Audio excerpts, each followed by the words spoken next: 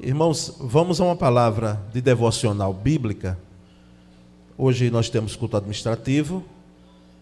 O texto merecia uma conferência, porque é muito profundo, apenas um versículo que vamos ler, que é de um texto maior do apóstolo Paulo, na sua carta aos Romanos, capítulo 11, versículo 36. 11:36, Romanos 11:36. Romanos 11:36 diz assim: porque dele, e por ele, e para ele são todas as coisas. Glória, pois, a ele, eternamente. Amém. Vamos ler juntos? Porque dele, e por meio dele, e para ele são todas as coisas. A ele, pois, a glória eternamente. Amém. Graças a Deus. Antes de uma palavra bíblica, que na realidade é aquele tipo de café pequeno, mas espero que seja saboroso, na sua importância, não é? Na sua fidelidade bíblica. Irmãos, o texto que lemos, na realidade, o apóstolo Paulo aqui, ele sai da teologia e ele vai para a doxologia. A teologia é pura, é profunda no livro de Romanos. Alguém já comentou até que é um dos textos mais profundos, não é? Teologicamente, que o apóstolo Paulo fez. Embora Técio escreveu, não é? Que foi o amanuense, ditado por Paulo, ele ia escrevendo. Técio, lá no finalzinho da carta, a gente tem conhecimento disso, mas a autoria é paulina. E quando estamos nos aproximando de mais uma celebração da Reforma Protestante, nós percebemos a importância, não é, de destacarmos sempre aquilo que a Bíblia, não é, a palavra de Deus, ela coloca de forma clara em termos não apenas dos 5 aspectos que foram fundamentais para a Reforma, mas podermos entender o que é que o apóstolo Paulo aqui no final desse texto, ou nesse versículo, ele deixa claro. Então, vou me prender a uma das solas, não é? Que é somente a glória de Deus. Somente a glória de Deus. E glória, irmãos, é uma palavra amplamente empregada na Escritura.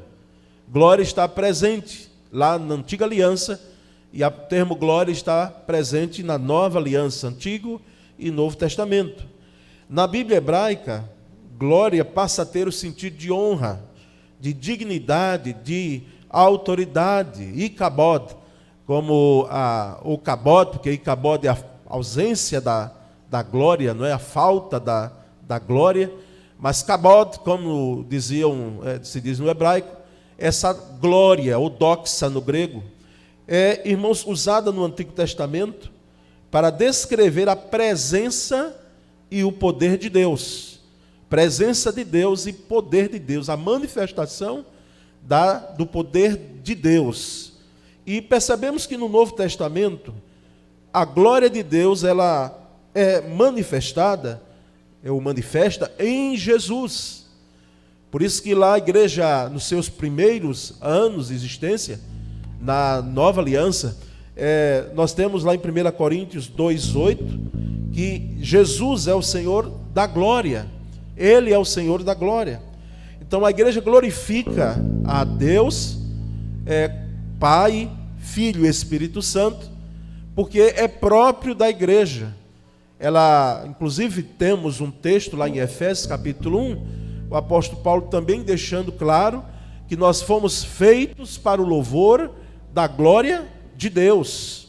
Somos feituras de Deus para o louvor da sua glória. Não que Deus necessitasse e precisasse de nós para que pudesse ter glória.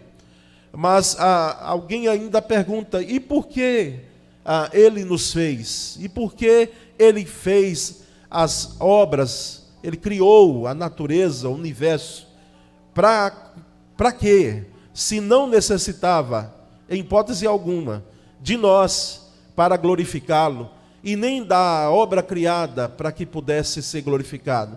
ele fez, irmãos, segundo os seus propósitos, não é? Ele fez segundo os seus propósitos, porque cheio de glória, ele já era, já estava.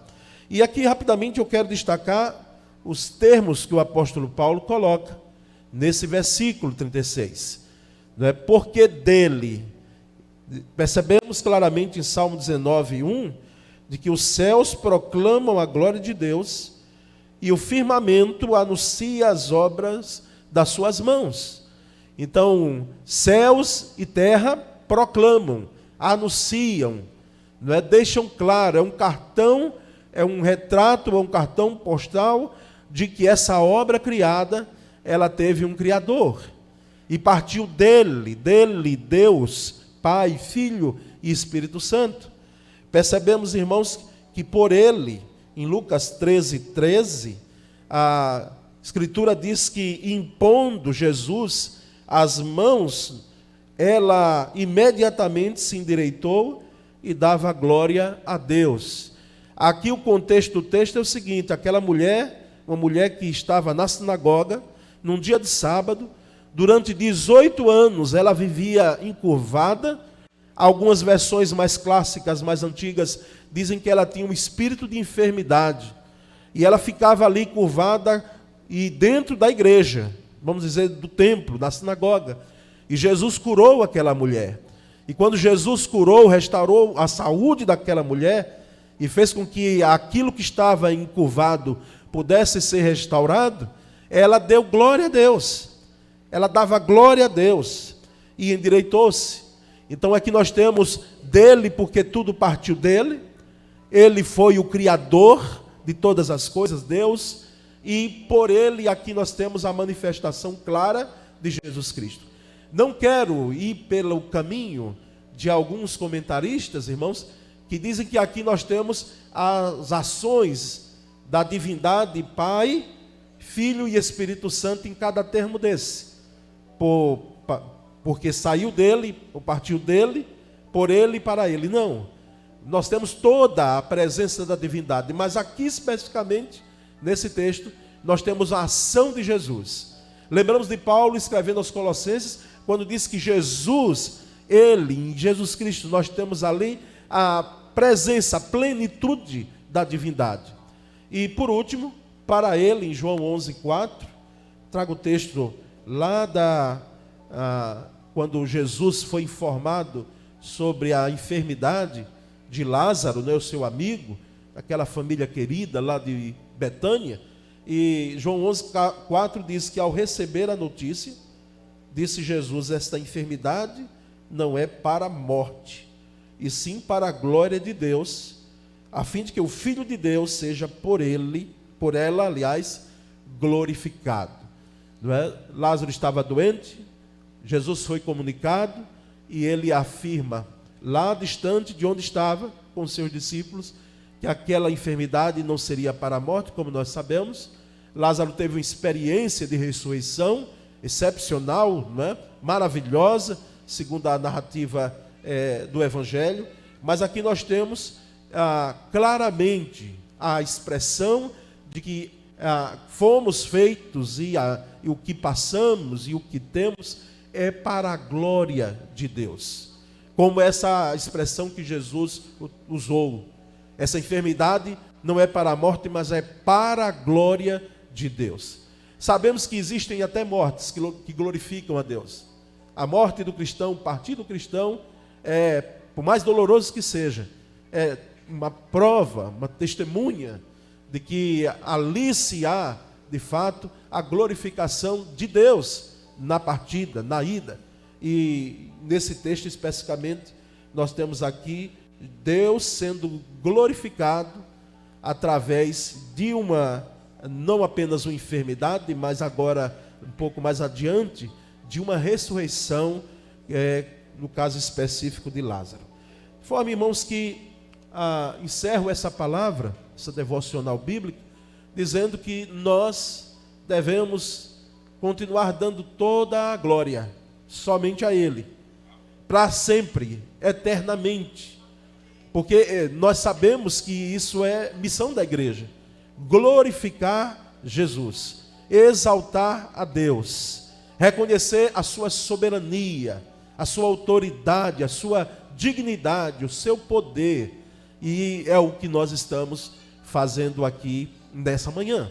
Que Deus, pois, nos dê a graça de sempre glorificarmos, seja em qualquer tempo, em qualquer circunstância, porque sabemos que Ele é digno, não é? De toda a glória. Amém, meus irmãos? Quero ter uma palavra. Amém, meus irmãos? Amém. Glória a Deus. Tem algumas coisas que não diga amém não, mas uma palavra dessa diga sem receio, tá certo? Vamos orar ao Senhor antes de darmos continuidade ao culto dessa manhã. Senhor Deus, muito obrigado por essa palavra aqui explanada. Ó Deus, eu espero ter explanado na fidelidade dela, que é o que é importante, que é o que é fundamental para nós pregadores. Dá-nos a graça de glorificar o Teu nome sempre, exaltar a Tua pessoa, ó Deus Redentor das nossas vidas, Autor da nossa fé. Nós rendemos a Ti, pois, toda a glória, Senhor, e oramos em o nome de Jesus. Amém.